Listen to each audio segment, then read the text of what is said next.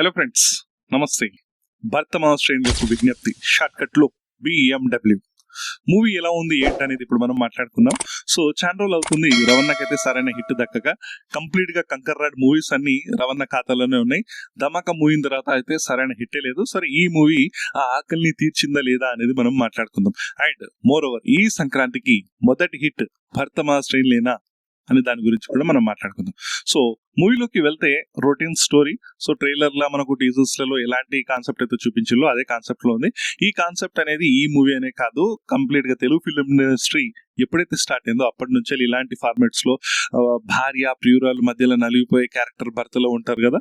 So అలాంటి character పైన కొన్ని వందల సినిమాలు వచ్చినాయి. ఈ మూవీ కూడా అదే తోవలో ఉంటుంది. సో తిను ఒక CEO ఉంటారు, రవితేజ గారు. తనకు బిజినెస్ నిమిత్తము స్పెయిన్ కి వెళ్ళడం జరుగుతుంది. అక్కడ అనుకోకుండా అవిష్కా గోర్ ఏదైతే సెకండ్ హీరోయిన్ గారు ఉన్నారో తనతోని కలవడము, దాని తర్వాత ఫిజికల్ అవ్వడము, సో అది తప్పని గ్రహించడం, దాని తర్వాత ఇండియాకి రావడము, వీళ్ళిద్దరి మధ్య భార్య మధ్యలో ప్రియురాల మధ్యలో నలుగుబై క్యారెక్టర్ లో రవితేజ గారు ఉంటారు. సో ఎండ్ గా క్లైమాక్స్ లో ఏం జరిగింది అనేదే ఈ మూవీ. సో వీళ్ళిద్దరిని ఎలా హ్యాండిల్ చేసిళ్ళు, ఎలా తన గుట్టు బయటపడకుండా జాగ్రత్త పడ్డాడు అనేది మూవీ యొక్క కాన్సెప్ట్. ఈ మధ్యలో వచ్చే కామెడీ సీన్స్ అన్ని ఈ మూవీ యొక్క స్టోరీ. సో ఇంతే గైస్, సింపుల్ స్టోరీ ఇది. సో ఇది ఎక్కడి వరకు పండింది, ఏంది, కామెడీ వర్కౌట్ అయిందా కాలేదా అనేదే main point. So comedy maximum నీకు చాలా దగ్గర వర్కౌట్ అయితే అవుతుంది. నాకైతే చాలా బాగా అనిపించింది. స్పెషల్లీ సునీల్ గారి క్యారెక్టర్ అయితే నాకు చాలా నచ్చింది. మెయిన్ గా ఈ మూవీతోని బ్యాక్ ఎవరైనా అయిల్లు అంటే సునీల్ గారు. నిజం చెప్తున్నా, సునీల్ అన్న కామెడీ అయితే చాలా రోజుల నుంచి మనం అయితే ఆ రేంజ్ లో అయితే మనం చూడట్లేదు. అప్పట్లో 2006, 7, 10 వరకు అయితే మనం చూసాం సునీల్ గారి కామెడీ. కానీ ఆ తర్వాత హీరోగా టర్న్ అయ్యి ఆ తర్వాత మళ్ళీ కామెడీన్ గా టర్న్ అయ్యి, సో ఆ రేంజ్ లో మనం కామెడీ అయితే చూస్తలేం. కానీ ఈ మూవీలో అయితే ఫుల్ మీల్స్ సునీల్ ఫ్యాన్స్ కి అయితే. ఆ తర్వాత వెన్నెల కిషోర్ క్యారెక్టర్ కూడా చాలా బాగుంది, కామెడీ సీన్స్ బాగున్నాయి. దాంతోపాటు రవణ టైమింగ్, కామెడీ టైమింగ్ అన్ని బాగున్నాయి. స్పెషల్లీ అవిష్కా గౌర్ సంథింగ్, తన పేరు నాకు కరెక్ట్ పడడం లేదనే మిస్టేక్ అయితే క్షమించండి, మీరు కామెంట్ రూల్ తెలియజేయండి. సో తన యాక్టింగ్ ఎక్స్ట్రాడినరీ ఉంది.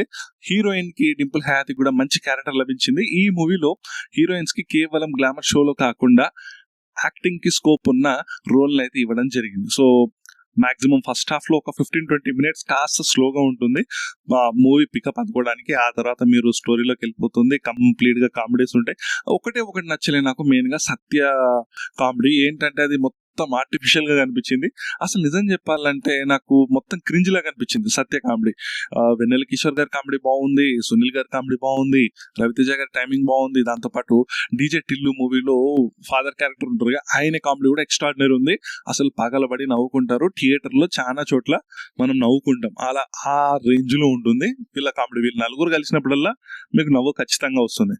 సో క్లైమాక్స్ మైనస్ పాయింట్ ఏంటంటే క్లైమాక్స్ వచ్చేసి చాలా సింపుల్ గా ఇవ్వడము, దాని తర్వాత సెకండ్ హాఫ్ లో కాస్త స్లోగా ఉండడం మీకు కాస్త బోర్ కొట్టిస్తుంది. కానీ కంప్లీట్ గా ఓవరాల్ గా మూవీ మీరు ఎలాంటి స్టోరీ, కొత్తదనం అవన్నీ ఏం చూడకుండా జస్ట్ రిలాక్స్ అయ్యి మూవీని ఎంజాయ్ చేయాలి అనుకుంటే ఈ మూవీ ఒక చక్కటి movie, complete Sankranti movie. Last year సంక్రాంతికి వస్తున్న మూవీ ఎలాంటి ఫార్మాట్ అయితే ఉందో, ఏదైతే ప్రియురాలు అండ్ వైఫ్ మధ్య నలిగిపోయే క్యారెక్టర్ లో వెంకటేష్ గారు నటించారుగా, సేమ్ అలాంటి క్యారెక్టర్లని రవితేజ గారి క్యారెక్టర్ కూడా ఉంటుంది. కొంచెం కూల్గా ఉంటుంది, అందులో మాస్ కూడా ఉంటుంది, ఇందులో కొంచెం కూల్గా ఉంటుంది. అండ్ ఒక ఫైట్ సీక్వెన్స్ ఉంటుంది. 3 సాంగ్స్ ఉన్నాయి. అందులో ఒక కార్తీక దీపం సాంగ్ ఉన్నది, అది కొంచెం మీమ్స్ లా వాడి రోస్టింగ్ స్టైల్లో అయితే ఆ పాట అయితే ఉంది.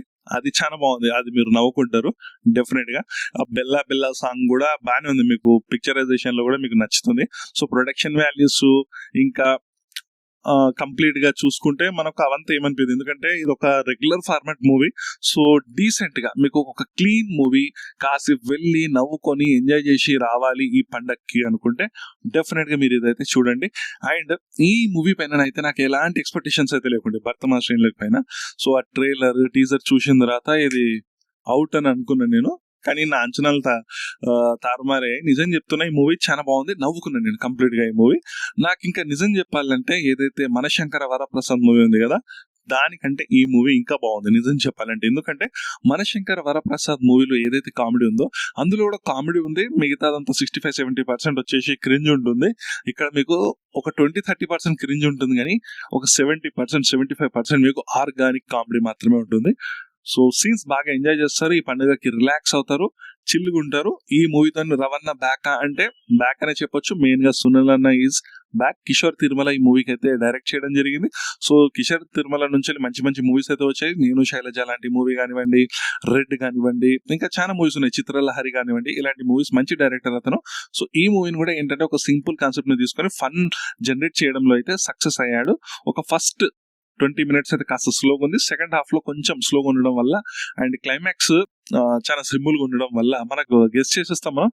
ఇక అది మనకు సింపుల్ గా అనిపిస్తుంది. అది ఉండడం వల్ల అదొకటి కొంచెం మైనస్. కానీ ఈ పండక్కి ఫస్ట్ హిట్ భర్త మహాశ్రేణులు ఈ మూవీ. సో రాజా సాబ్ అంచనాలకు తగ్గట్టు రాణించలేకపోయింది.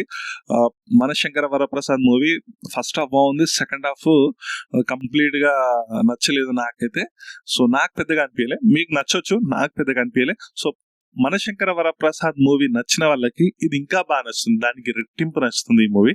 సో ఇదైతే నేను గ్యారంటీ ఇవ్వగలుగుతా. నాకు ఇది ఆ రెండు మూవీస్ తో కంపేర్ చేసుకుంటే బెటర్ ఉన్నట్టు నాకైతే అనిపించింది. సో అందరు బాగా చేశారు, ఈ మూవీ బాగుంది.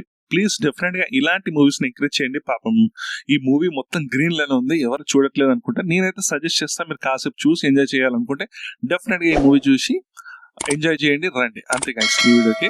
నెక్స్ట్ వీడియోలో మనం మళ్ళీ కలుద్దాం. ఇంకా 2 మూవీస్ ఉన్నాయి మనకు, అనగనగా ఒక రాజు, దాంతో నారి నారి నడమ మురారి. సో ఈ 2 మూవీస్ కూడా చూసి దానిపైన కూడా రివ్యూ చేద్దాం.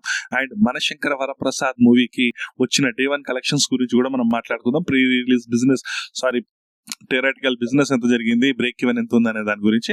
ఇంతే గైస్ ఈ వీడియోకి. నెక్స్ట్ వీడియోలో మనం మళ్ళీ కలుద్దాం. అంతవరకు bye bye friends, signing of.